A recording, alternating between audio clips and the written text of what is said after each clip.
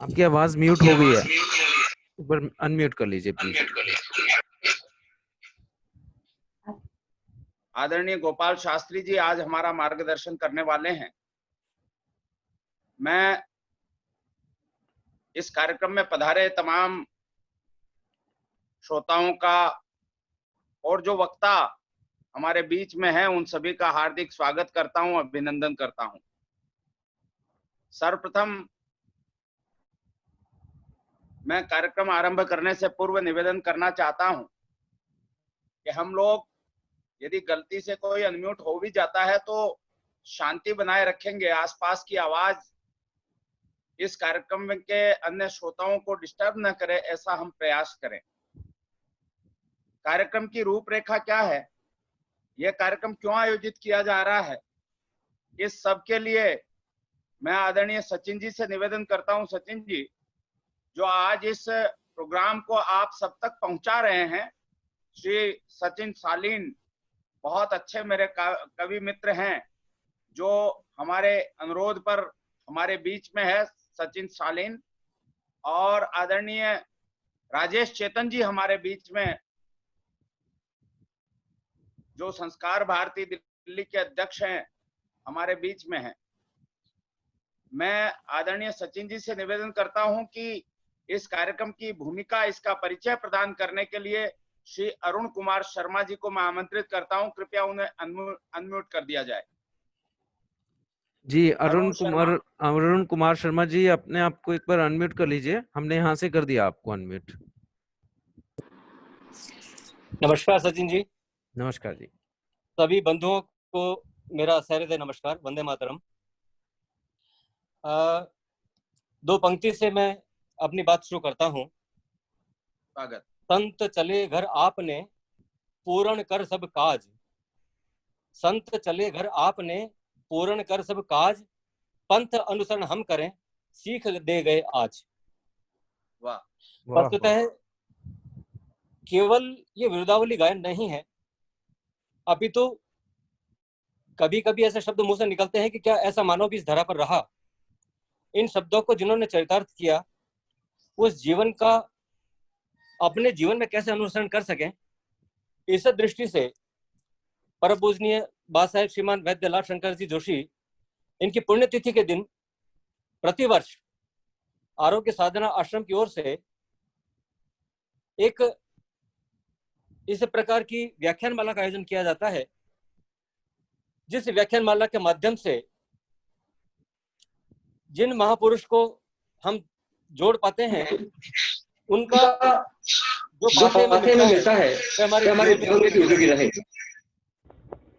मैं संक्षिप्त परिचय से निवेदन कर रहा हूँ। सन 2013 में बाबा साहब का स्वर्गारोहण हुआ। उसके निरंतरता में उसके तुरंत पश्चात कार्यक्रम की 2014 में अरुण जी भाई साहब, आपके आसपास कोई फोन? जी म्यूट कर दो इसको। हाँ अब ठीक है। सन 2014 में आरोग्य साधना आश्रम लादवास में अखंड रामायण का पाठ आयोजन हुआ। 2015 में उसी तपस्थली पर संत समागम स्वामी जी श्रीमान श्री सवितानंद जी तरसाड़ा उनके सानिध्य में हुआ। 2016 में आयुर्वेद पर एक विशद व्याख्यान श्री ओम प्रकाश जी शर्मा, तत्कालीन कुरुक्षेत्र आयुर्वेद विश्वविद्यालय हरियाणा, उनके द्वारा हुआ था। 2017 में मांडल में एक प्राकृतिक चिकित्सा शिविर, इसका आयोजन किया गया था। डॉक्टर रघुरंजन जी जैन, डॉक्टर नीला पटेल अपने सहयोगियों के साथ में इस समय उपस्थित रहे थे। लगभग 70 प्रतिभागियों ने इस शिविर का लाभ लिया था। 2018 में डॉक्टर बनवारी लाल जी शर्मा, जो राजस्थान आयुर्वेद विश्वविद्यालय में उप प्राचार्य रहे हैं, उनका मार्गदर्शन मिला। इस अवसर पर साध्वी प्रीति प्रेमवदा जी और तत्कालीन राजस्थान संस्कृत अकादमी की अध्यक्षा डॉक्टर जया देवे जी, इनका भी सानिध्य प्राप्त हुआ था। गत वर्ष जामनगर गुजरात आयुर्वेद विश्वविद्यालय के कुलपति डॉक्टर हितेश जानी, उनका बहुत ही सारगर्भित व्याख्यान मिला था। इस प्रकार से ये एक जानवी है जो निरंतर प्रभावित है बाबा साहब की स्मृति में कार्यक्रमों के रूप में। इस वर्ष हम सभी का सौभाग्य है, यद्यपि इस वर्ष से पहले सभी कार्यक्रम प्रत्यक्ष उपस्थिति के थे, इस बार की विशेष परिस्थितियां हम सभी को ऑनलाइन इस प्रकार का कार्यक्रम करने का एक अनुभव दे रही हैं। तप सेवा सुमिरन के सहृदय शास्त्री जी श्रीमान गोपाल जी का इस बार हमें सानिध्य मिलेगा। यह मैंने संक्षिप्त परिचय आपसे निवेदन किया है। बाबा साहेब का परिचय अलग से प्रस्तुत होगा, इसलिए मैं उनके बारे में अभी निवेदन नहीं कर रहा। मैं कार्यक्रम प्रारंभ करने के लिए सबसे पहले दीप प्रज्वलन हो, इस नाते से मैं इस परिवार की सबसे छोटी सदस्य आहना से निवेदन करता हूं कि वो दीप प्रज्वलन कर इस कार्यक्रम का एक बार शुभारंभ करें।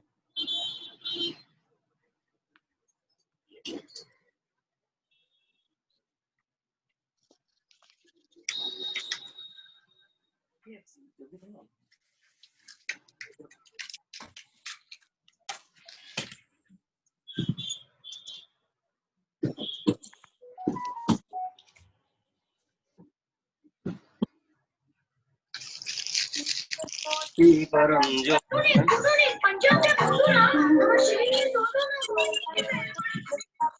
दीप ज्योति नमस्तते।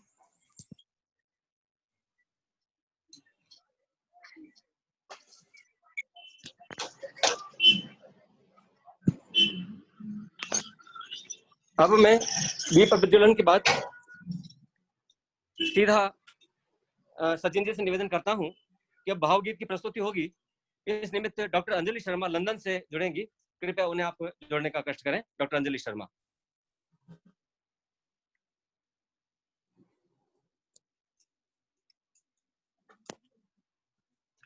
Doctor Anjali Sharma. Ji doctor Anjali Sharma, we welcome you, please carry on. या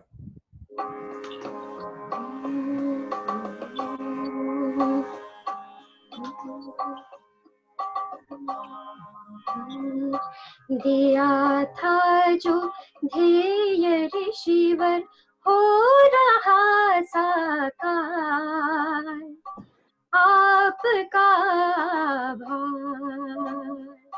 दिया था जो ध्येय ऋषिवर हो रहा साकार, आपका भार। सम वो जीवन बोलवाणी, तव दृष्टि में सम सर्व प्राणी। सम वो जीवन बोलवाणी, तव दृष्टि में सम सर्व प्राणी। जड़ चेतन हर चर वचर सब प्रभु के है आकार, आपका भार। दिया था जो ध्येय ऋषिवर हो रहा साकार, आपका भार।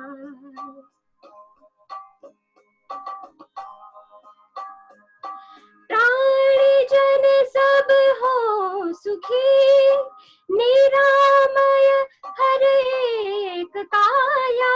प्राणी जन सब हो सुखी, निरामय हर एक काया। सनातन अरु साधु जीवन के भरी हुंकार, आपका भार। दिया था जो ध्येय ऋषिवर हो रहा साकार, आपका भार।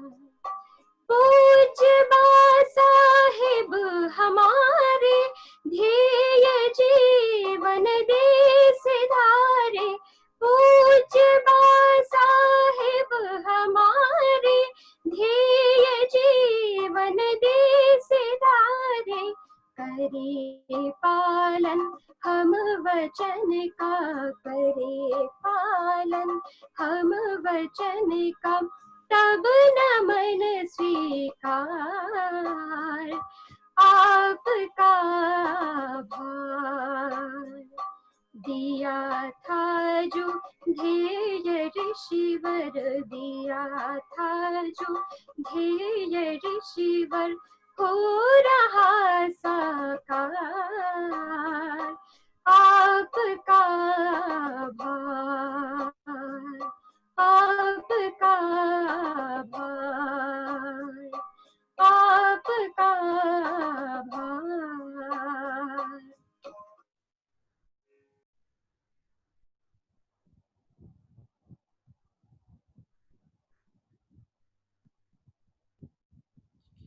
जी अरुण जी, एक बार आप अनम्यूट कर लीजिए, यहाँ से हमने आपको अनम्यूट कर दिया है। आपका बयान दिख रहा है। अभी ठीक है? अरुण जी आप अनम्यूट कर लीजिए।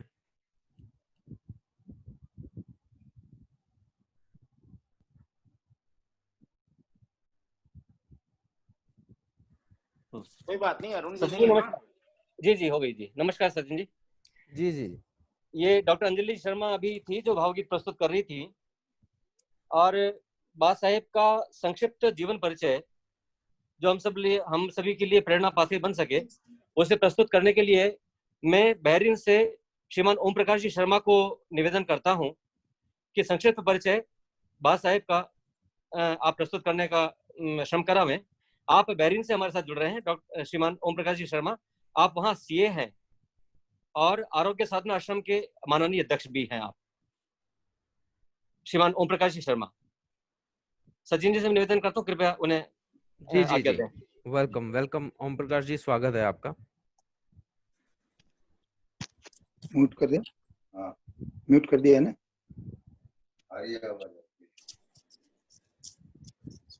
सभी पूज्य बाबा साहब और आश्रम के प्रति प्रेम रखने वाले सभी सज्जनों को मेरा सादर प्रणाम। मेरी आवाज सुनाई दे रही होगी? जी जी आपकी आवाज आ जी। रही है, आप कंटिन्यू कीजिए। जी स्वागत। जब जब कोई पुण्यात्मा देह धारण करती है तो तृप्यन्ति पितरौ नृत्यन्ति देवताः, पितृ तृप्त हो जाते हैं और देवता नृत्य करने लगते हैं। इसी तरह पूज्य बाबा साहब श्री लाभ शंकर जोशी का जन्म 5 अप्रैल 1921 को राजस्थान के मांडल ग्राम में हुआ। दिल्ली आयुर्वेद संस्थान से उन्होंने आयुर्वेद की शिक्षा प्राप्त की। स्वामी आनंद स्वरूप जी महाराज उनके सद्गुरु थे। राजस्थान सरकार के आयुर्वेद विभाग में सेवा करते हुए सहायक निदेशक के पद से सेवानिवृत्त हुए। उनका कार्यक्षेत्र मेवाड़ रहा। पतंजलि योग संस्थान के वैद्य बालकृष्ण जी 2 बार पूज्य बाबा साहब के पास आकर अनुसंधान कार्य के लिए 8-8 दिन उनके पास रहे। बाबा साहब ने विनोबा भावे के साथ राजस्थान में भूदान यज्ञ के लिए कार्य किया और समाज कैसे रोग मुक्त हो और औषध मुक्त बने, इसके लिए वे सदा प्रयत्नशील रहे। सेवानिवृत्ति के पश्चात पूज्याबाई के साथ लादवास रहे। अपनी जमीन में से 10 बीघा जमीन पर उन्होंने एक ट्रस्ट बनाया और आरोग्य साधना आश्रम की स्थापना की। आश्रम में चिंतामणि महादेव, सिद्धिदाता हनुमान जी के मंदिर, व्यायामशाला, यज्ञशाला, भोजनशाला, साधना कुटीर, जलकूप, वेद विद्यालय, गौशाला का निर्माण करवाया। आश्रम में वनस्पति उद्यान, औषधालय, ग्राम विकास, योग साधना, गौ सेवा और योग शिविर, आयुर्वेद तथा प्राकृतिक चिकित्सा शिविर, सूर्य चिकित्सा शिविर, अध्यात्म सम्मेलन, निःशुल्क औषधि वितरण जैसे प्रकल्प चलाए। बिना किसी भेदभाव के निःशुल्क सबका उपचार किया। वे श्वास और चर्म रोग के विशेषज्ञ थे।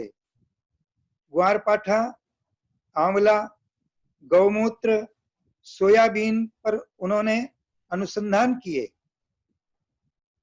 स्वयं के लिए कम से कम लेते हुए समाज को अधिक से अधिक देने का जीवन में प्रयत्न किया। स्वस्थ रखने के लिए वे हमेशा कहते थे कि जीवन का दृढ़ पाया तीन, भोजन, कसरत, सुखभर नींद। वे प्रातःकाल 4 बजे उठ प्राणायाम, ध्यान और नियमित हवन करते थे। उन्होंने गायत्री, शिव और हनुमान जी की विशिष्ट साधनाएं की। अपने लिए किसी से भी कुछ नहीं मांगा। जंगल में रहते हुए भी सर्प, बिच्छू, जंगली जानवर तथा तस्करों से कभी भी भयभीत नहीं हुए।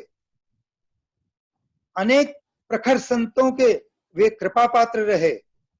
समाज के मूर्धन्य एवं गणमान्य व्यक्तियों के प्रेम पात्र रहे। शरीर से प्रवृत्तिशील रहते हुए भी मन से निवृत्ति प्रधान निष्प्रह जीवन जिया।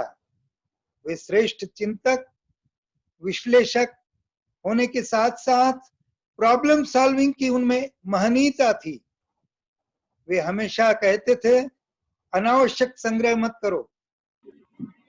उनके निर्वाण दिवस पर श्रद्धांजलि अर्पित करते करते जैसा अरुण जी ने कहा, संत चलिया घर आपने, पूर्ण कर सब काज, पथ अनुसरण हम करें, सीख दे गए आज। ऐसे निष्प्रह, निष्काम, निस्वार्थ, पुण्यात्मा तपोमूर्ति, अर्वाची गृहस्थ संत को शत शत नमन। ओम शांति शांति शांति। जय श्री राम। सचिन जी नमस्कार।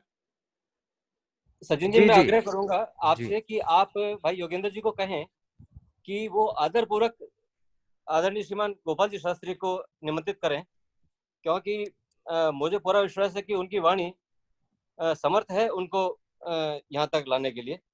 संभव है मेरी वाणी में कुछ त्रुटि रहे, तो मैं आग्रह करता हूँ कि आप योगेंद्र से आग्रह करें कि वो श्रीमान गोपाल जी शास्त्री को आहूत करें। मैं इस अवसर पर आदरणीय डॉक्टर गोपाल शास्त्री साहब का परिचय आप तक पहुंचाता हूं। डॉक्टर गोपाल शास्त्री तप सेवा सुमिरन की साधना के वरिष्ठ साधक होने के साथ साथ IASS international association of spiritual science, इसके प्रमुख वक्ताओं में आदरणीय डॉक्टर गोपाल शास्त्री, जो स्वयं एक प्राकृतिक चिकित्सक भी हैं और इस अवसर पर बा साहब के निर्वाण दिवस पर आज मुख्य वक्ता के रूप में उपस्थित हैं। मैं डॉक्टर गोपाल शास्त्री से निवेदन करता हूं कि लगातार 9 बजे तक कृपया अपना उद्बोधन हमें लाभान्वित करने हेतु इस जूम मीटिंग पर आप प्रस्तुत करें। डॉक्टर गोपाल शास्त्री का मैं हृदय से आभार ज्ञापित करता हूं कि आपने इतना व्यस्त समय होते हुए भी हमें आज समय प्रदान किया। मैं हम सब श्रोताओं की ओर से गोपाल जी शास्त्री का स्वागत करता हूं। प्रणाम सभी को, वरिष्ठ जनों को मेरा सादर प्रणाम नमन। पूर्वजों की जीवनी हमको है बतला रही, अनुसरण कर मार्ग उनका उच्च बन सकते सभी।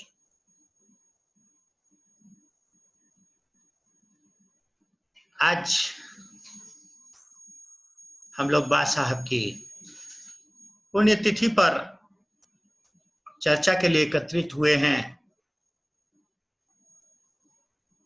मेरे साथियों, मैं जानता हूं कि मैं शायद सबसे कम संपर्क में रहने वाला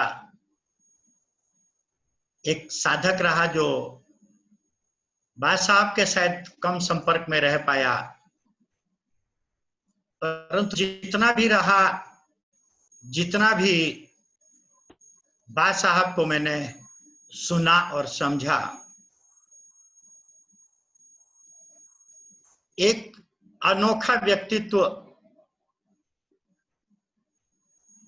सरलता की प्रतिमूर्ति, सोच भी नहीं सकते थे ऐसा व्यक्तित्व हमें देखने को मिला बा साहब में। मैं साष्टांग प्रणाम करता हूं। बा साहब जी हम लोगों के बद्री नारायण सेवाग्राम मेरठ भी पधारे।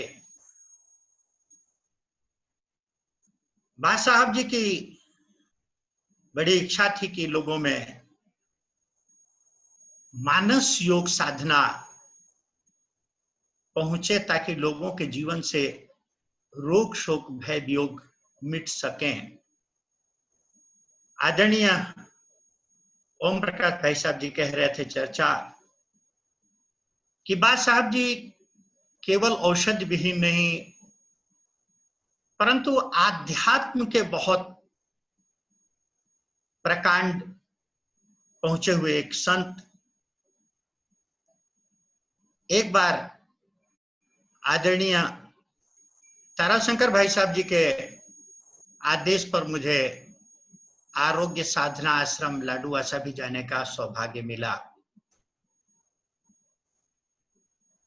और जैसा कि अभी चर्चा में आई कि वहां चिंतामणि महादेव की स्थापना हुई। मेरे साथियों, हम लोग श्री रामचरितमानस के विद्यार्थी हैं। रामचरितमानस में उत्तरकांड में राम राज्य की जब स्थापना हुई है तो वहां लिखा है कि दैहिक दैविक भौतिक तापा, राम राज्य नहीं काहू ही व्यापा। जब जीवन में राम राज्य की स्थापना होती है तो व्यक्ति के जीवन में दैहिक माने शारीरिक स्तर पर, दैविक माने बौद्धिक स्तर पर, इंटेलेक्चुअल प्लेन पर, और भौतिक माने बाह्य जीवन मानसिक स्तर पर किसी भी प्रकार का कोई दुख नहीं रह जाता। इस ग्रंथ में ऐसा लिखा है कि नहीं दरिद्र को दुखी न दीना। राम राज्य में किसी के जीवन में दरिद्रता नहीं थी, कोई दुखी नहीं था, कोई दीन नहीं था। शरीर के स्तर पर लिखा है कि सब सुंदर सब बिरुज शरीरा, सब सुंदर थे, सब रोग रहित शरीर था, किसी के शरीर में किसी भी प्रकार का रोग नहीं था। बिरुज शरीरा, रोग रहित शरीर हो गए थे, सब सुंदर, किसी के कोई काले पीले निशान नहीं थे। अल्प मृत्यु नहीं कवन्यो पीरा, एक्सीडेंटल डेथ नहीं थी वहां, अल्प मृत्यु नहीं थी, और कवन्यो पीरा, शरीर जो था वो दर्द रहित था। किसी को माइग्रेन, किसी को साइटिका, किसी को कमर दर्द, किसी को पेट दर्द, किसी को पैर दर्द नहीं था। कवन्यो पीरा, किसी भी तरह का दर्द नहीं था। परंतु हुआ कैसे? बहुत खास बात है कि राम राज्य की जब स्थापना होगी, राम भक्ति जीवन में आएगी। राम भगति मनि उर्बस जाके, दुख लवलेस न सपने हूं ताके। जिसके जीवन में भगवान की भक्ति का प्रागट्य होगा, उसके जीवन में ये दुख नहीं रह जाएंगे। भगवान की भक्ति कोई बाहर से प्राप्त करने वाली चीज नहीं है। शास्त्र व्याख्या देते हैं रमयति यह स राम, जो सबके अंदर रमण कर रहा है राम। अर्थात अंदर से जब आप भगवान को प्रागट्य करेंगे, अपनी सत्ता का प्रागट्य होगा, तो ऐसी स्थिति आएगी। इस राम राज्य की चर्चा मैं इसलिए कर रहा हूं कि जब मैं इसको आगे पढ़ रहा था तो वहां बड़ा सुंदर प्रभु श्री राम जब राज्याभिषेक हुआ है तो एक बार रघुनाथ बुलाए, द्विज गुरुजन पुरवासी सब आए। एक बार प्रभु श्री राम ने राष्ट्र के नाम संदेश दिया और सबको आमंत्रित किया।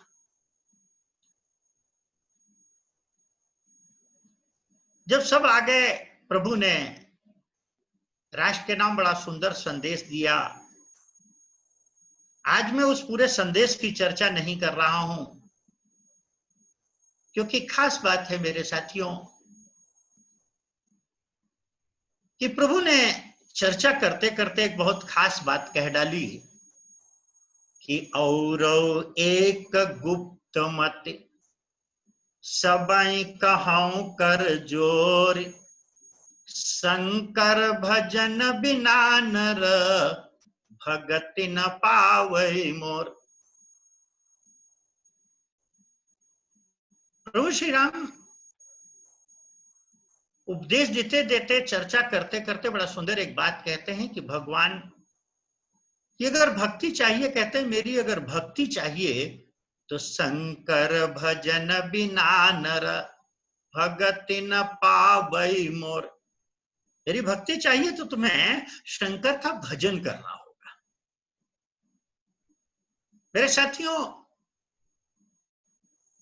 जब जब याद आती है आरोग्य साधना आश्रम की, तो हमें वो शिव मंदिर जिसमें अभिषेक का मौका मिला, सौभाग्य हमारा था कि ऐसे पवित्र स्थान के दर्शन मिले, वहां शिव मंदिर की स्थापना है। प्रभु श्री राम कहते हैं कि अगर जीवन से दुखों की निवृत्ति, राम भक्ति का मतलब राम भगत मन उर्वस जाके दुख लवलेश न सकने उताके, अर्थात दुखों की निवृत्ति अगर जीवन में चाहिए तो आपको भगवान की भक्ति प्राप्त करनी होगी। और भगवान की भक्ति के लिए प्रभु श्री राम कहते हैं कि और एक गुप्त मत, गुप्त एक रहस्य की बात प्रभु श्री राम बता रहे हैं, और वो रहस्य ये है कि शंकर भजन बिना नर भगति न पावै मोर। आपको शिव का भजन करना होगा। शिव का भजन कोई ओम नमः शिवाय नहीं है। हम समझे कि ओम नमः शिवाय कर लिया तो ये शिव का भजन है, ये मंत्र है, ये भजन नहीं है। शिव संहार के देवता है। शिव सृष्टि से बुराइयों के नाश के देवता हैं। हम सभी जानते हैं हमारे हिंदू धर्म में ब्रह्मा उत्पत्ति के, विष्णु पालन के और शिव संहार के देवता हैं। आज दुनिया में एक प्रथा है कि हम क्या डाल करके अपने को सुखी करें। आदमी समझता है कितना बटोर करके हम सुखी हो जाएंगे, परंतु वो ये नहीं जानता है कि बटोर के तुम धनवान तो हो सकते हो पर सुखी नहीं हो सकते। आदमी समझता है कि हम कितना पढ़ लिख लेंगे तो हम बुद्धिमान हो जाएंगे। वो ये नहीं जानता है कि पढ़ लिख करके आदमी बुद्धिमान नहीं हो सकता। कुछ संदेश इकट्ठे कर सकता है, कुछ सूचनाएं इकट्ठी कर सकता है, परंतु ज्ञान नहीं प्राप्त कर सकता है। दुनिया में जिसको भी ज्ञान मिला, चाहे वो हमारे 18 पुराणों के रचयिता वेद व्यास जी हों, चाहे इस्लाम धर्म के प्रवर्तक मोहम्मद साहब हों, चाहे क्रिश्चियनिटी के प्रवर्तक ईसा मसीह हों, चाहे सिखिज्म के प्रवर्तक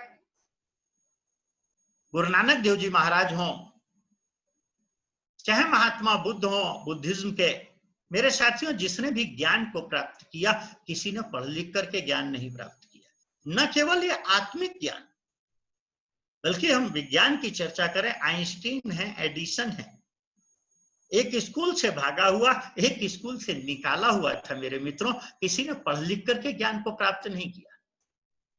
जिसको भी ज्ञान मिला अंदर जाने से ज्ञान मिला, अंदर से ज्ञान का प्रागट्य हुआ।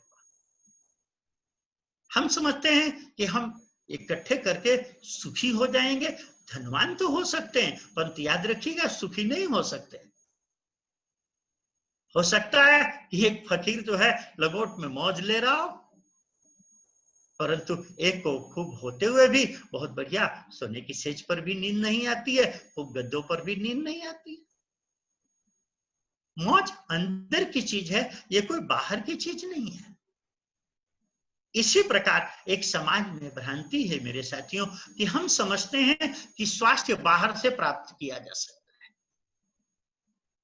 आज भी एक कोरोना महामारी के रूप में जो फैला है, जिस किसी को देखे वही चर्चा कर रहा है कि ये खा लो, कि ये पी लो, ये काढ़ा पी लो, कि ये दवाई खा लो। कोई रोग को समझने को तैयार नहीं है।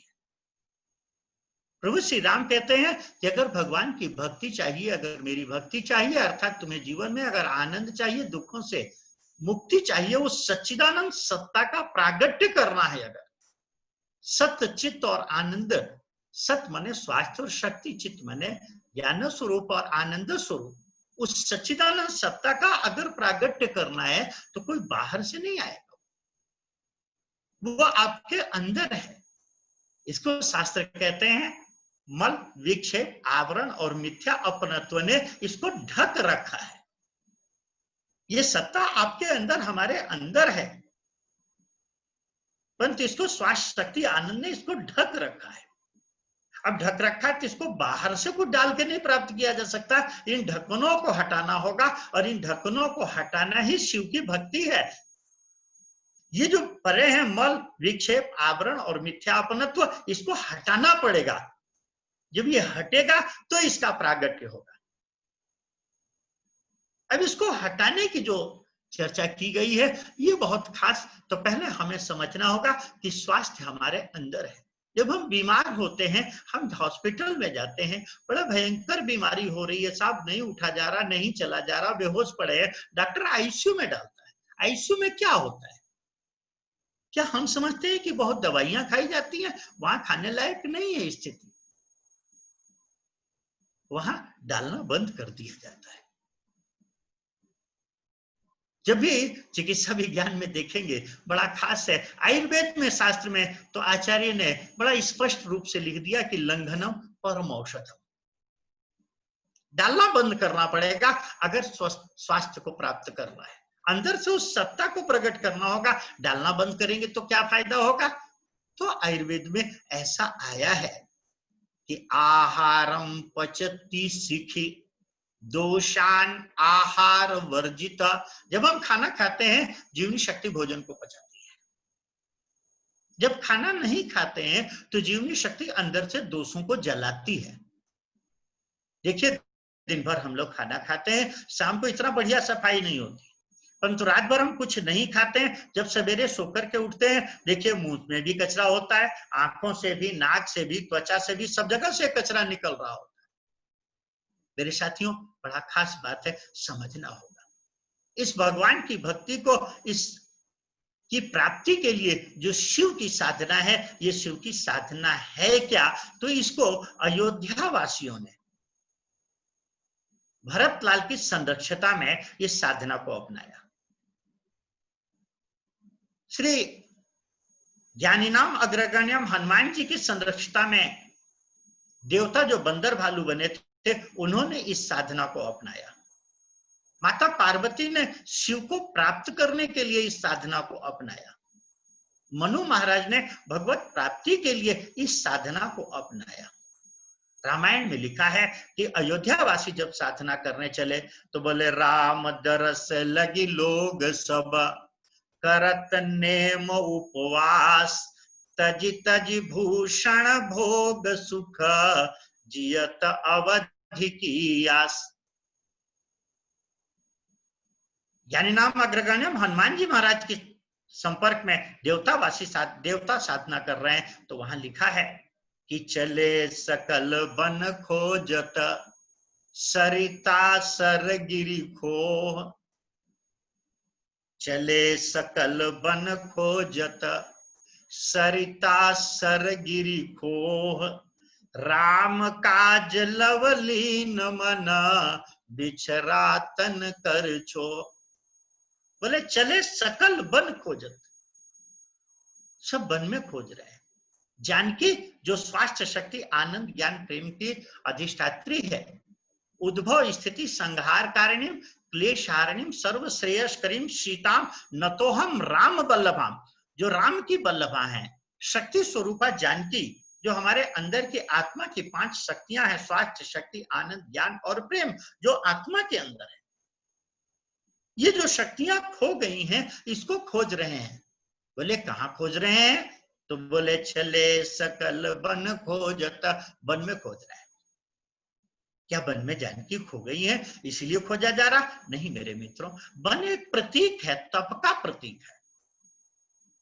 वन में कोई लड्डू और कोई पेड़े नहीं होंगे, कोई ठेपला और कोई भाकरी नहीं होगी वहां पर, कोई गांठिया और कोई वहां पर नमकीन नहीं, लैया चने नहीं रखे गए होंगे। वन में 3 चीजें खास है, परमात्मा ने खाने के लिए जो बनाई है 3 चीजें खास हैं वन में, और वो हैं कि करही आहार शाक फल कंदा, सुमिरई ब्रह्म सच्चिदानंदा। वहां शाक अर्थात लिप्स पत्तियां हैं, कुछ फल हैं और कुछ कंद है। कंद मतलब जो जमीन के नीचे पैदा हो रहा, फल मतलब जो जमीन के ऊपर पैदा हो रहा। परमात्मा ने मनुष्य को खाने के लिए 3 चीजें धरती पर बनाई हैं। खास बात याद रखिएगा, केवल 3 चीजें परमात्मा ने बनाई हैं, इसीलिए इन तीनों को हमारे जीवन में भोजन होना चाहिए। वहां कोई कोल्ड स्टोरेज नहीं थे कि जो आपको जो चाहे जब चाहे तब मिल सकता है। वहां कोई बनाने वाली सबके साथ नहीं थी। हनुमान जी की संरक्षता में बंदर भालू साधना कर रहे हैं, जो देवता बंदर भालू बने थे। तो वहां 3 बातों का ध्यान रखना है। संक्षेप में अगर चर्चा करें तो वो है सीजनल, रीजनल और ओरिजिनल। हमारे बहुत से भाई योगेंद्र भाई जी और हमारे सचिन भाई सब लोग दिखाई दे रहे हैं, सभी जानते हैं सीजनल, रीजनल और ओरिजिनल, क्योंकि वहां न तो कोल्ड स्टोर है ना कोई वहां कुकिंग की व्यवस्था है। और मैं ये दावा करता हूं, हम लोगों ने प्रयोग किए हैं, भीलवाड़ा में काफी ज्यादा प्रयोग हुए। आदरणीय बा साहब जी ने बार बार इस प्रयोगों को देखा। चिकित्सा विज्ञान में तो हम लोगों ने जो प्रयोग किया कि अगर किसी को लाइलाज कह दिया गया है कि ठीक होने वाला नहीं है, 1-6 महीने प्रयोग कराया जाए। जो भी खाना है सीजनल, रीजनल और ओरिजिनल, जिस ऋतु में जो मिल रहा है, जिस स्थान पर जो मिल रहा है और जैसा मिल रहा है। सरल बात कहें तो जो सस्ता से सस्ता मार्केट में मिल रहा है, आप बाजार में चले जाइए, जो सबसे सस्ता से सस्ता है वही सीजनल है और वही रीजनल है। पर ध्यान रखना है कि आपके जीवन में ये तीनों चीजें होनी चाहिए। प्रभु श्री राम जंगल में गए हैं तो वहां लिखा है, जब कोल भील मिलने आए तो वहां हम ही कृतारथ करन हित फल तृण अंकुर ले। वहां कुछ फल है, तृण कुछ पत्तियां हैं, और अंकुर माने कुछ स्प्राउटेड है, कुछ अंकुरित अनाज है। तो कुछ अंकुरित अनाज, उसमें टमाटर, खीरा, मूली, प्याज आदि काट करके दोपहर में लिया जाए, उसके साथ कुछ हरी पत्तियों की चटनी। अगर लाइलाज बीमारी है तो रात को भी यही लिया जाए। परंतु ये वह जो देवता जिनके जीवन से दुखों की निवृत्ति नहीं हो रही थी, जिनके दुखों की निवृत्ति की कोई आस नहीं थी। हाँ, अयोध्या वासियों की जहां साधना है, जो गृहस्थियों की साधना है, वहां लिखा है कि पय आहार फल असनैक निशि भोजन एक लोग। जो गृहस्थी थे वो रात को एक समय भोजन लिया करते थे। तब हम छूट देते हैं कि अगर आपको कोई ऐसी महामारी नहीं है तो रात में भोजन लीजिए, परंतु इसमें ध्यान रखिए सब्जियां ज्यादा, अनाज कम। 80% सब्जी, 20% अनाज होना चाहिए। 20% से ज्यादा अनाज किसी कीमत पर नहीं होना चाहिए। हाँ, जब अब रात को कुछ नहीं लेना है, रात भर आप कुछ नहीं लेंगे। विज्ञान कहता है कि हमारे शरीर में 14 घंटे कम से कम 60% कम से कम आकाश अर्थात कुछ नहीं होना चाहिए। हाँ, इस आकाश को जब ब्रेक करेंगे तो ध्यान रखिए कि कुछ पत्तियों का प्रयोग जरूर करना है। और रामायण में ऐसा लिखा है कि माता पार्वती ने जब शिव को प्राप्त किया तो बेल पात में रही सुहाई, 3 सहत संबत सोई खाई। पत्तियों का प्रयोग बहुत जरूरी है। माता पार्वती की साधना में बड़ा स्पष्ट लिखा है कि संबत सहस मूल फल खाए, अनाज को छोड़ दिया था, मूल और फल पे रहे। साग खाई 7 वर्ष गंवाए, कछु दिन भोजन वारी, इसके लिक्विड पर बतासा, और कुछ दिन उन्होंने हवा पे रहे। मनु महाराज ने साधना की तो वहां भी लिखा है कि करही आहार शाक फल कंदा, सुमिरई ब्रह्म सच्चिदानंदा, पुनि हरि हेतु करन तप लागे, वारी आधार मूल फल त्यागे। पहले में अनाज को छोड़ना है, फल और सब्जियां, फिर धीरे धीरे इसको जूस पर आ गए। करही आहार शाक फल कंदा, सुमिरई ब्रह्म सच्चिदानंदा, पुनि हरि हेतु करन तप लागे, वारी आधार मूल फल त्यागे। एहि विधि वीते वर्ष 6 सहस वारी आधार, संबत 7 सहस्र पुनि रहे समीर आधार। ये मैं चौपाइयों की चर्चा इसीलिए कर रहा हूं दोनों की मेरे साथियों कि आज चिकित्सा विज्ञान रैशनल फास्टिंग की बात करता है। आज जगह जगह उपवास की चर्चा की जा रही है। मानस में भगवान शिव की जो पूजा है, भगवान शिव की जो आराधना है, वो यही है जिसको प्रभु श्री राम कहते हैं कि अगर मेरी भक्ति चाहिए, आपको अंदर से इसको प्रकट करना है, तो पहला काम करना होगा कि शरीर से मल और इंद्रियों से अम्ल जो निकलेगा, शरीर से मल निकलेगा संतुलित आहार के द्वारा, अम्ल निकलेगा इस उपवास के द्वारा। ये संतुलन भोजन का मैंने बताया कि ये सुबह से दोपहर तक कुछ कोशिश करना है कि 14 घंटे शरीर में कुछ भी नहीं डालना है। रात को 8 बजे खाना खाया, सुबह 10 बजे तक कोशिश कीजिए कि कुछ मत डालिए। रात को 10 बजे खाना खाया, सुबह 12 बजे तक कुछ मत लीजिए। फिर इसके बाद कुछ पत्तियां और इसमें कुछ फल या कंद डाल करके कोई जूस बना लीजिए, फास्ट को ब्रेक कीजिए। तो कोई जूस बना लीजिए पत्तियों का, खासकर उसमें कुछ पत्तियां जरूर होनी चाहिए। आजकल लौकी आ रही बड़ी सस्ती, कद्दू आ रहा है, खीरा आ रहा है, कुछ भी चार जूस बनाइए, उसमें कुछ धनिया, पुदीना, पालक, कढ़ी पत्ता, जो इजी रूप से उपलब्ध हो, कुछ पत्तियां डाल करके जूस बनाइए। दोपहर में पत्तियों की चटनी और इसके साथ कुछ फल, कुछ कंद, और इसमें कुछ स्प्राउटेड जरूर होना चाहिए, इससे B12 आदि की डिफिशियंसी नहीं आएगी। रात को जो चाहे सो भोजन लीजिए, परंतु अगर चिकित्सा विज्ञान ने लाइलाज कह दिया है, आपको डायबिटिक हैं, आप बीपी के रोगी हैं, आप पैरालाइज हैं, आप कैंसर के रोगी, ऐसा कोई लाइलाज अगर कह दिया है, तो दोनों समय आपको कच्चा लेना है, नहीं तो दिन में कच्चा और रात को पका। ये संतुलित आहार चलेगा, शरीर से मल निकलता चला जाएगा, मल नहीं रहेगा। हाँ, इसमें शुरू में थोड़े से पानी का एनिमा लेकर के मलाशय की सफाई और आमाशय की सफाई बमन से योग शास्त्र में 2 क्रियाएं हैं, जरूर प्रारंभिक अवस्था में कर देनी चाहिए। इससे मल निकलने में आसानी रहती है। अगर ये साधना चलेगी, शरीर में मल नहीं रहेगा। जैसे जैसे एसिड्स कम होते जाएंगे, आपकी शक्ति का प्रागट्य होगा, अम्ल हटेगा, शक्ति का प्रागट्य होगा। मन में इच्छाएं और आसक्तियां हैं, इसके लिए वहां लिखा चले सकल बन खोजत, वन में खोज रहे, बोले सरिता सर, नदी और तालाब में खोज रहे। नदी और तालाब किसका प्रतीक है? हम बहुत बढ़िया भीलवाड़ा शिविर में ही मैंने एक गीत सुना था, बड़ा अच्छा लगा था। वहां वैष्णव साहब गाते थे कि नदियां न पीवे कभी अपना जल, वृक्ष न खाए कभी अपने फल, अपने तन को मन को धन को दूजों को दे जो दान रे, वो सच्चा इंसान अरे इस धरती का भगवान रे। नदी और तालाब क्या कर रहे हैं? दोनों सेवा कर रहे हैं। जब से नदी निकली है पहाड़ से और जब तक वो समुद्र में नहीं मिल जाती, जो आया उसकी पात्रता के अनुसार जो उसके पास है वो दे रही है। दे कोई इसलिए नहीं रही है कि उसको देना है, दे इसलिए नहीं रही है कि वो कोई एहसान कर रही है। याद रखना मेरे मित्रों, सेवा में बड़ा खास बात है। नदी वृक्ष, नदी के किनारे के वृक्ष हरे भरे होते हैं, नदी वृक्षों को जल देती है। नदी वृक्षों को जो जल देती है वो इससे फायदा ये होता है कि वृक्ष हरे भरे होते हैं, क्योंकि उनके जड़ों को जब पानी मिलता है तो वृक्ष हरे भरे होते हैं। वृक्ष हरे भरे होने से फायदा ये होता है कि उससे बादल और बादल से पानी, अगर नदी को समुद्र में मिलना है, अपना पानी जो पहाड़ से लेकर के चली उससे वो नहीं मिल सकता। मिलना है तो रास्ते में उसको जल चाहिए, और जल के लिए वृक्ष का होना बहुत जरूरी है, और वृक्ष होने के लिए नदी को पानी वृक्षों को देना पड़ेगा। तो नदी जो वृक्षों को जल देती है, वृक्षों से पानी आता है। इसी प्रकार सृष्टि में जो हमें मिला है, धन, भोजन, वस्त्र, समय और योग्यता, जो 5 चीजें परमात्मा ने हमें दी है, हमें ये दूसरों की सेवा में लगाना पड़ेगा।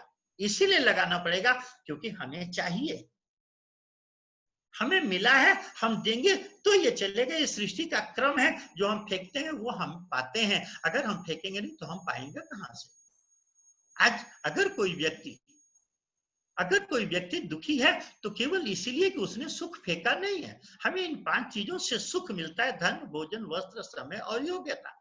इसीलिए पहला काम करना है कि अगर हम 4 रोटी खाने बैठे, हमारी 4 रोटी की भूख है, 4 रोटी थाली में है, 3 रोटी से अपना पेट भरेंगे, 1 रोटी भगवान के नाते दूसरों की सेवा में लगाए। 1 कटोरी दाल मिली है, 1 कटोरी सब्जी मिली है, तो कम से कम 1/4 तो हम दूसरों की सेवा में लगाए। आज हमें नया कपड़ा मिला है तो हम कोशिश करें कि एक पुराना कपड़ा पहले निकाल करके तब हम नया कपड़ा प्रयोग करें। आज हमारे पास 100 रुपए आए हैं, कहीं से भी आए, हम कोशिश करें कि 90 रुपए से अपना काम चलाएं, 10 रुपए भगवान के नाते हम दूसरों की सेवा में लगाएं। 24 घंटे 23 घंटे अपने और अपने परिवार के लिए, 1 घंटे दूसरों की सेवा के।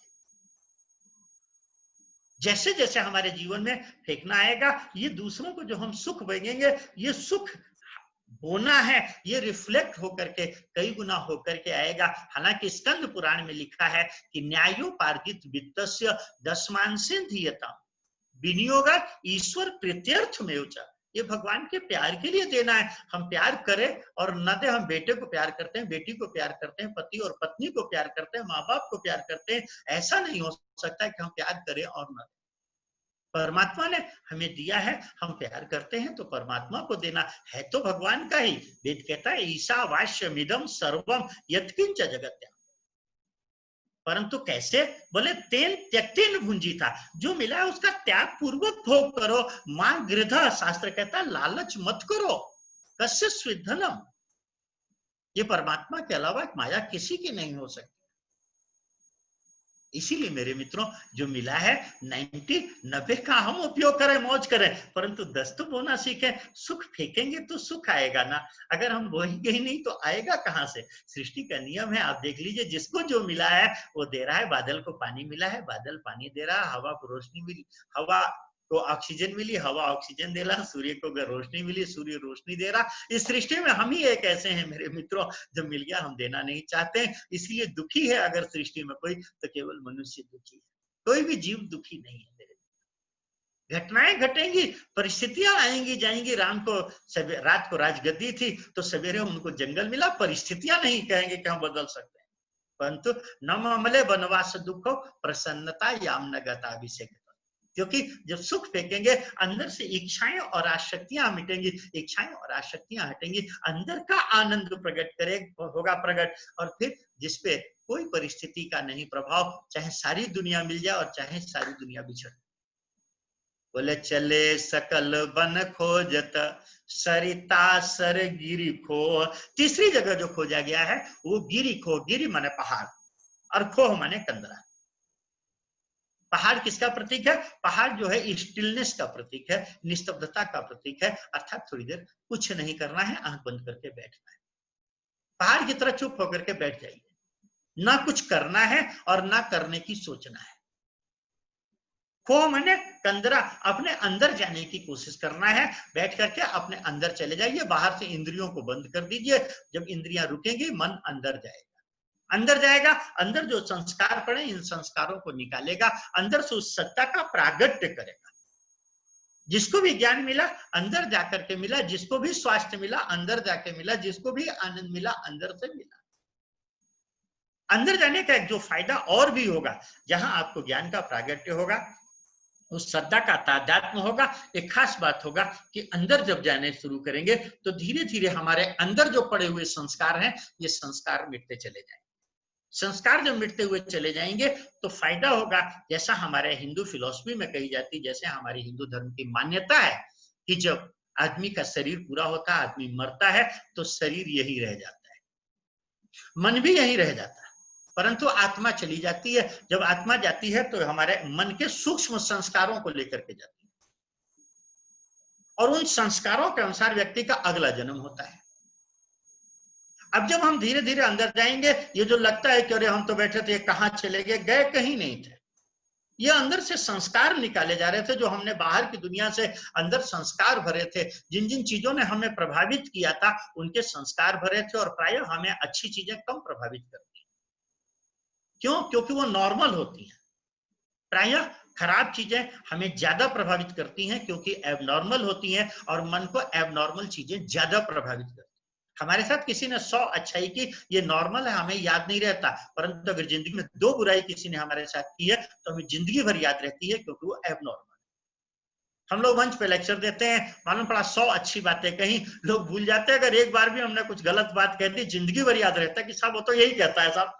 तो हम लोग तो रोज रात दिन, मेरे साथियों, तो जैसे जैसे हम अंदर जाएंगे, अंदर से संस्कार निकलते चले जाएंगे, और जब शरीर पूरा होगा, अंदर संस्कार होंगे नहीं, तो आत्मा क्या लेकर के जाएगी? कोई संस्कार लेकर के नहीं जाएगी। और तब रामायण में ऐसा लिखा है कि सुर दुर्लभ सुख कर जग माही। जब तक जिएंगे देवताओं को दुर्लभ सुखों को भोगेंगे, क्योंकि शरीर में रोग नहीं होगा, हर चीज खा सकेंगे। रात को एक टाइम खाते हैं, जो चाहे सो खाइए, सुबह से रात भर कुछ नहीं खाया, जीवनी शक्ति ने पचा लिया, शरीर में रोग ही नहीं रहेगा, कोई खाने पीने की पाबंदी नहीं रहेगी, कोई भोगों का, आप चूंकि भोगों में लिप्त है ही नहीं, वितरण करके आप खा रहे हैं। तो लिखा है कि प्रसाद बना करके खा रहे हैं, तुम ही निवेदित भोजन करई, प्रभु प्रसाद पट भूषण दरई।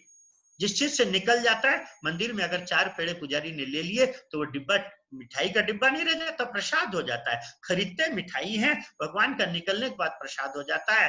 तो प्रसाद कभी भी हमें दुखी नहीं कर सकता। तो हम जीवन में वितरण करके खा रहा है, अंदर से इच्छाएं और आसक्तियां मिटती चली।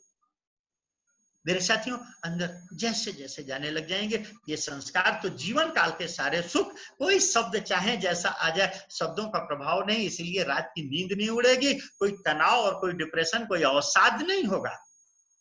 चाहे जैसी परिस्थितियां हो, हर परिस्थिति में वाह वाह होगी। मिल गई तो वाह वाह, और खो गई तो वाह वाह। मिल गई तो चलो सेवा करेंगे, और खो गई तो आराम करेंगे। मिल गया तो शरीर का पोषण होगा, खाना मिल गया तो शरीर का पोषण होगा, और नहीं मिला तो शरीर का उपवास हो जाएगा, शरीर का शोधन होगा। साधक हर स्थिति में मौज कर सकता है। तो मेरे साथियों, मानस में ये 3 साधनाएं हैं। शिव की भक्ति, शिव की साधना यही है, शिव यही साधना कर रहे हैं। मानस में जिसने भी शिवत्व को प्राप्त की, ये 3 साधनाएं हैं, और इसी के द्वारा उस भगवान की भक्ति का प्रागट्य हो सकता है। तप के द्वारा जो भोजन का संयम करेंगे, शरीर से मल हटेगा और अम्ल हटेगा, स्वास्थ्य और शक्ति का प्रागट्य होगा, आपका वितरण चलेगा, इच्छा और आसक्तियां मिटेंगी, आपके अंदर से आनंद का प्रागट्य होगा। और जब ध्यान पर बैठेंगे, धीरे धीरे अहंकार का विलय होगा, ये 4 विकार हट जाएंगे, अंदर उस सच्चिदानंद सत्ता का प्रागट्य हो जाएगा। जीवन में दुख नहीं रह जाएंगे। राम भगत मन उर्वस जाके, दुख लवलेश न सपने होता के। भगवान शिव की पूजा हमारे जीवन में राम की भक्ति देने वाली है, और राम की भक्ति दुखों की निवृत्ति कराने वाली है। आदरणीय बा साहब जी के आश्रम में भगवान शिव की जो चिंतामणि, इसीलिए महादेव की स्थापना है। मेरे साथियों, हम अपने जीवन में भगवान शिव की साधना करें, उस भगवान की भक्ति को प्रकट करें। आदरणीय बा साहब जी के साथ मुझे बहुत समय मिला, बहुत से शिविर किए। बा साहब जी के साथ बैठने में ही, उनसे बातचीत नहीं, केवल बैठने में जो आनंद आता था, ऐसे दिव्य आत्मा के आज हम लोग ऐसे दिव्य संत की पुण्यतिथि मना रहे हैं। संतों की पुण्यतिथि भी हम लोग बड़े धूमधाम से मनाते हैं, और मैं धन्यवाद करूंगा आरोग्य आश्रम लाडुवास का, आदरणीय ताराशंकर भाई साहब जी का, आदरणीय ओम प्रकाश जी का, और सभी आप सभी भाई बंधुओं का कि आप लोगों ने हमें सेवा का मौका दिया। कुछ आदरणीय बा साहब की इस पुण्यतिथि पर जो उनके साथ रह करके समझने का मौका मिला, ऐसा सौभाग्य दिया।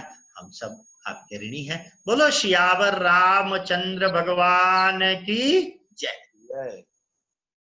ये थे आदरणीय डॉक्टर गोपाल शास्त्री जी, जिनके मार्गदर्शन से हम लोगों ने समझा कि तप सेवा सुमिरन की साधना क्या है। आज बा साहब की पुण्यतिथि पर डॉक्टर गोपाल शास्त्री का व्याख्यान हम सबके जीवन में कल्याण का मार्ग प्रशस्त करेगा, ऐसा मैं उम्मीद करता हूं। और मैं श्रद्धेय अरुण जी शर्मा से निवेदन करता हूं कि कल्याण मंत्र का सामूहिक पाठ इस अवसर पर, समापन के अवसर पर होना है, तो हम कल्याण मंत्र का पाठ करें। भाई और योगेंद्र जी, जी सचिन जी, मैं आपके माध्यम से श्रीमान गोपाल जी शास्त्री साहब का हृदय से आभार अभिव्यक्त करना चाहता हूं। और कल्याण मंत्र से हम इसका समापन करें, इससे पहले एक बहुत ही रोचक और मोहक एक संस्मरण मेरा मैं आपसे सभी से निवेदन करता हूं। स्वागत। बाद साहब के शरीर छोड़ने के बाद जब पहली श्रद्धांजलि सभा हो रही थी, उस समय प्रसंग चला कि हर व्यक्ति बाद साहब को अपने हृदय के निकट अनुभव करता था। एक अनपढ़ से लेकर एक बहुत अधिक शिक्षित तक प्रत्येक व्यक्ति को ऐसा अनुभव होता था कि ये मेरे ही धरातल के व्यक्ति हैं।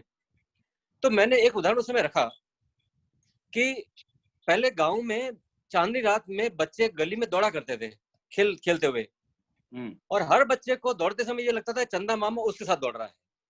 चंद्रमा की तरफ देखते हुए दौड़ना उन सब बच्चों को इस प्रकार से प्रतीत होता था, हर बच्चे के मुंह से यही निकलता था, ये चंदा मामा मेरे साथ दौड़ रहा है। तो मैंने यही कहा कि ये चंदा मामा आदरणीय हमारे पूजनीय बा साहब हैं, और हम सब वो बालक है दौड़ने वाले। निश्चित रूप से ऐसे दुर्लभ व्यक्तित्व बहुत समय में ही जन्म लेते हैं, और मैं केवल ये कह सकता हूँ कि प्रकृति से न्यूनतम लेकर अधिकतम लौटाना, प्रत्यक्ष उदाहरण करके जिन्होंने जिया बताया, उनका हम किंचित मात्र भी पालन कर लेंगे जीवन में, तो हमारा जन्म सफल हो जाएगा। जितने भी बंधु भगिनी इस आज के कार्यक्रम में जुड़े हैं लाइव इस सेशन में, मैं उनका भी आरोग्य साधना आश्रम की तरफ से बहुत बहुत हृदय से साधुवाद और आभार अभिव्यक्त करता हूँ। भाई सचिन जी का हृदय से मैं बहुत आपको भी अभिव्यक्ति देता हूँ कि आपने इतना समय निकाला और आपकी इतनी अनौपचारिक और सहृदय हमें उपस्थिति मिली। भाई योगेंद्र जी को भी, जो कि वो परिवार के सदस्यों ने, इसके साथ ही देश के बहुत बड़े कवि मेरे भ्राता आदरणीय राजेश चेतन जी, जिनकी वजह से आज इस कार्यक्रम को हम कर पाए, मैं इस अवसर पर सभी की ओर से उनका भी आभार ज्ञापित करता हूं। और अरुण जी भाई साहब से निवेदन करता हूं कि आदरणीय राजेश चेतन जी केवल एक कवि या केवल एक संस्कार भारती के अध्यक्ष होने के नाते नहीं, पूरे विश्व में राजेश चेतन को चेतना का एक ऐसा प्रेरणाशील व्यक्तित्व माना जाता है। चेतना संस्था के जो अधिष्ठाता हैं और भिवानी मैत्री परिवार संघ का जो बहुत बड़ा संगठन डील करते हैं। इसके अलावा बीमा के माध्यम से बीमा गुरु के नाम से आप जाने जाते हैं। राजेश चेतन जी को पूरे विश्व में एक प्रणेता के रूप में माना जाता है। ऐसे राजेश चेतन जी की वजह से आज का ये कार्यक्रम बहुत ही फलीभूत कार्यक्रम आज ये हो पाया बा साहब की पुण्यतिथि पर। मैं अरुण जी भाई साहब पूरे परिवार की तरफ से भी और इस आश्रम की तरफ से और सभी की तरफ से सचिन जी और राजेश चेतन जी का विशेष आभार ज्ञापित करता हूं। आदरणीय डॉक्टर साहब के साथ साथ हमें राजेश चेतन जी का और सभी मित्रों का सानिध्य मिल पाया, इसके लिए अरुण जी भाई साहब अब आप अपना कल्याण मंत्र। हाँ बिल्कुल, राजेश जी चेतन जी का नाम मेरे मुंह पर ही था और आपने उसकी पूर्ति कर दी। ये इस वर्ष की विशेष परिस्थितियां हैं, जिस प्रकार से लाइव सेशन अपन ने किया है, ईश्वर अवसर देगा एक बार प्रत्यक्ष सचिन जी से और राजेश जी से प्रत्यक्ष भेंट होगी कार्यक्रम में। राजेश जी को आमंत्रित करेंगे भीलवाड़ा, और ऐसे ही कार्यक्रम में आमंत्रित करेंगे कि आनंद लूटेंगे सब लोग। मैं सभी प्रतिभागी बंधु भगिनी का पुनः एक बार हृदय से आभार अभिव्यक्त करता हूँ। बात सबसे उनकी अशरीरी उपस्थिति को यह निवेदन करता हूँ, हम सबको कर्तव्य पथ पर चलने की निरंतर प्रेरणा देते रहे, शक्ति देते रहे, और उनका जो इंगित मार्ग है उससे हम विचलित नहीं हो, ऐसी हमें शक्ति प्रदान करें। अंत में मैं जितने भी सहभागी भी हैं उनसे निवेदन करूंगा कि कल्याण मंत्र हम सभी सामूहिक रूप से एक बार बोलेंगे, चाहे तो सभी अपने माइक। राजेश चेतन जी है क्या? राजेश चेतन जी है क्या? 2 शब्द के लिए राजेश चेतन जी उपलब्ध है क्या? राजेश जी, राजेश चेतन जी, राजेश चेतन जी, सचिन जी, राजेश जी हैं? जी जुड़े तो हैं, हो सकता है कुछ टेक्निकल इशू हो, ऑडियो कनेक्ट ना हो रहा हो, जुड़े अच्छा, तो हैं, वो चलिए जुड़े हैं चलिए हमारे आगे साथ। बढ़िए अरुण जी भाई साहब। चलिए तो अब अपनी समय की मर्यादा की दृष्टि से अब समापन के अपन और चलेंगे। तो कल्याण मंत्र सभी सामूहिक रूप से बोलेंगे। मैं प्रथम शब्द का वाचन करता हूँ, एक चौथाई पंक्ति को दोहराते हुए हम सब लोग सामूहिक रूप से दोहरा लेंगे उसको वापस।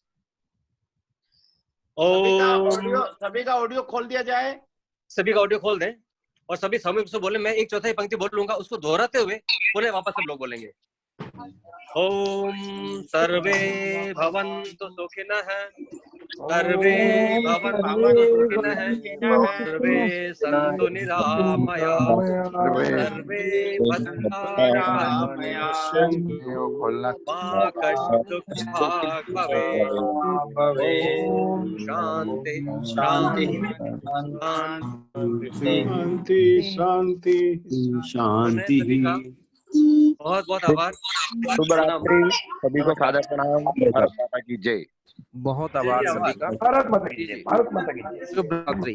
भारत माता की जय। आदरणीय डॉक्टर साहब का बहुत बहुत आभार, आदरणीय शास्त्री साहब का बहुत बहुत आभार, धन्यवाद। आपने बहुत अरे योगेंद्र समय में से जी, हमें आज समय प्रदान किया, बहुत बहुत क्या आभार। कर रहे हो आप?